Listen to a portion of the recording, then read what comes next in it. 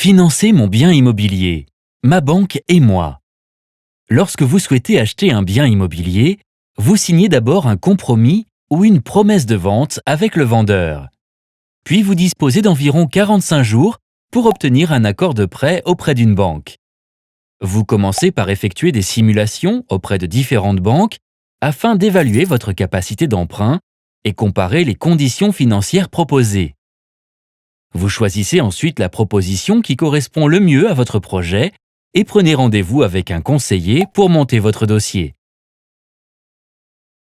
Lors de ce rendez-vous, vous devez présenter les documents justificatifs nécessaires, comme vos bulletins de salaire, votre avis d'imposition sur le revenu ou encore votre compromis de vente signé.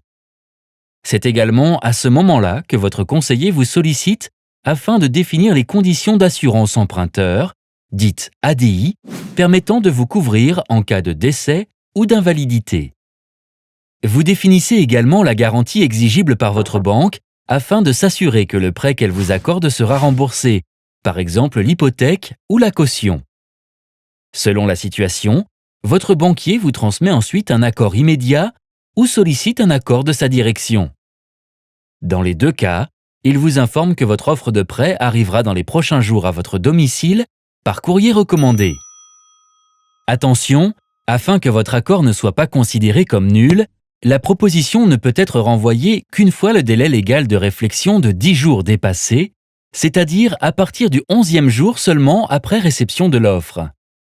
Il vous sera alors demandé de la lire attentivement, de la parapher, de la signer, d'y indiquer la bonne date et de la renvoyer à votre banque sans aucune rature.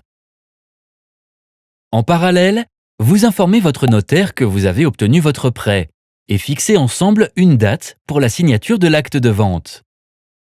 Votre conseiller doit être tenu informé de cette date afin qu'il puisse programmer le déblocage des fonds.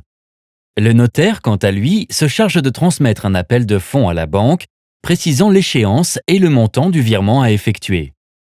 N'hésitez pas à demander à votre conseiller s'il a bien reçu ce document, car si le virement n'est pas effectué avant la signature de l'acte authentique, la vente peut être bloquée. Enfin, vous ne devrez pas oublier d'assurer votre bien, car vous deviendrez propriétaire dès la signature.